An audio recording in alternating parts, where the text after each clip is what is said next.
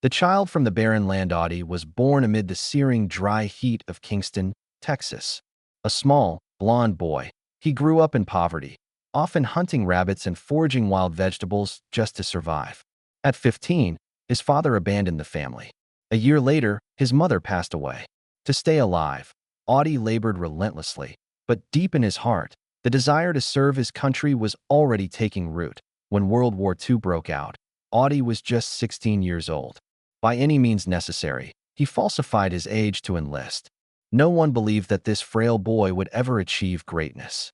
Audie Murphy, a lifeline through bullets and fire. In 1942, America reeled under the storm of global war. Young soldiers marched off, carrying hope, fear, and the solemn promise to defend freedom. Among them was a scrawny boy from the sun-scorched fields of Texas, Audie Leon Murphy. He was no giant. He had no fame. All he had was a burning heart and eyes that refused to bow. Overcoming every obstacle, his slight build and tender age, Murphy was assigned to the U.S. 3rd Infantry Division. His journey into combat began in Sicily during Operation Husky, 1943. Sicily, first taste of fire. July 1943.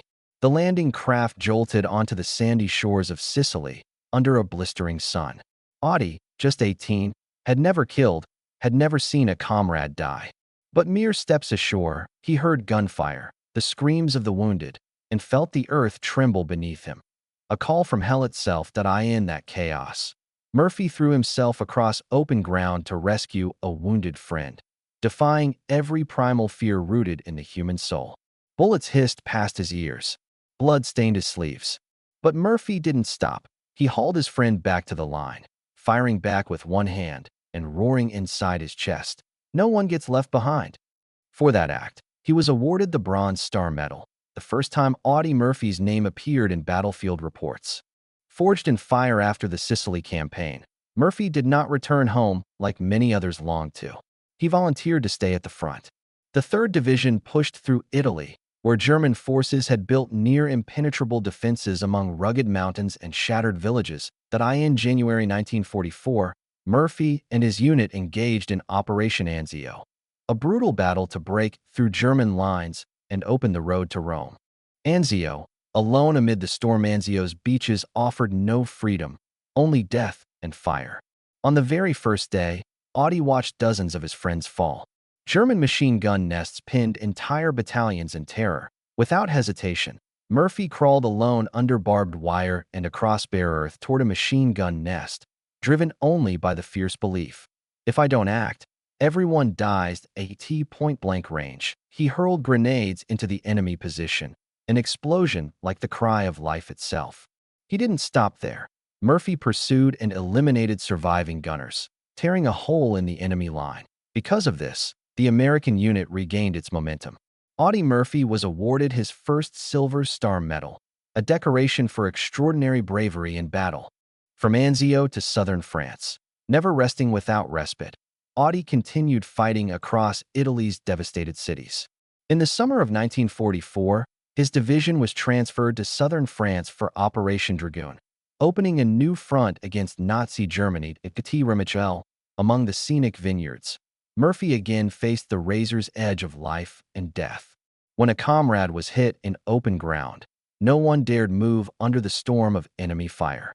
But Murphy did. With an instinct that refused helplessness, he plunged into the battlefield, using his body as a human shield to rescue his friend, while taking out snipers and enemy machine gun nests. For this act, Audie Murphy earned his second Silver Star Medal. Eastern Europe, Blood and Ice Winter 1944 to 1945. Murphy and his comrades entered the Ardennes forest. It was the coldest winter in American memory, temperatures plunging to -30°C, with blood staining the snow. In that brutal battle, Murphy was severely wounded. A bullet tore through his hip, bleeding onto the frozen ground. Even as he collapsed, Audie continued shouting orders, firing back, holding the fragile American line against the overwhelming German assault. For these bloody wounds, he was awarded the Purple Heart Medal. Holzwehr, an immortal moment. January 26, 1945. In the village of Holzwehr, Audie Murphy stood atop a burning tank destroyer, manning a heavy machine gun alone against 6 German tanks and over 200 infantry. The machine gun rattled violently in his hands. Flames roared around him. The ground shook under the treads of enemy armor. But Murphy, standing alone, halted the German advance for nearly an hour, buying time for American forces to regroup and counterattack. Blood soaked his pant legs. His legs were nearly broken.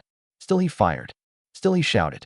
Still he did not fall back. For this towering act of heroism, America awarded Audie Murphy the Medal of Honor, the nation's highest military decoration. A living monument. Audie Murphy didn't just win battles. He conquered fear itself. From Sicily, Anzio, Ramichuel, the Ardennes, to Holzwihr, every step he took left behind not just blood and sweat, but a shining legacy of pure courage. A soldier, a heart that would never yield. Audie Murphy, the hero's final chapter. The war ended, but the ghosts of battle never released Audie Murphy. He returned to America as a living legend, the youngest soldier to receive the Medal of Honor and the most decorated U.S. soldier of World War II, awarded 33 medals from the U.S. and abroad. But inside, the war never ended. Nightmares haunted him. The bloody screams of comrades clung to him like invisible chains. Murphy suffered from post-traumatic stress disorder, PTSD, a wound of the spirit America barely understood at the time. Still, Audie didn't surrender. He stepped on a Hollywood silver screen, acting in over 40 films, most notably portraying himself Into Hell and Back, 1955.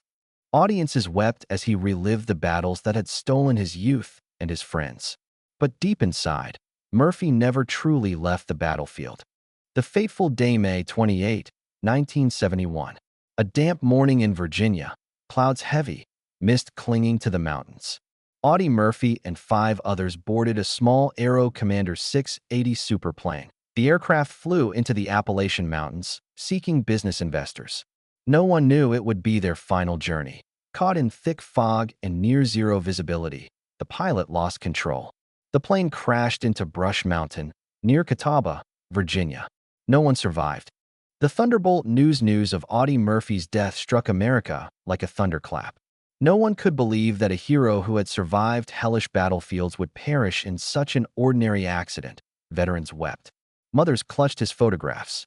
Flags flew at half-mast across military bases. Farewell, son of the nation. Audie Murphy was laid to rest at Arlington National Cemetery, the sacred ground for America's greatest heroes. The funeral was quiet, dignified. No grand parades. Just aging soldiers standing in solemn salute amid silently fluttering flags. Thousands came, rich and poor, black and white, to bid farewell. His modest gravestone bore no mention of Hollywood fame. Only these words: Audie L. Murphy, Texas. Major, Infantry. World War II. Medal of Honor. No more was needed. His name alone spoke volumes. His scars and medals told his story. Final words: an eternal flame. Audie Murphy left this world the way he lived, humble, brave, and unyielding. Though the plane was shattered among the mountains, though his body returned to the earth, Audie Murphy's name and his indomitable spirit will forever burn brightly in America's heart. The orphaned boy from Texas. The small soldier who faced German tanks. The man who conquered hell itself with a heart that never knew fear. Audie Murphy, forever unconquered.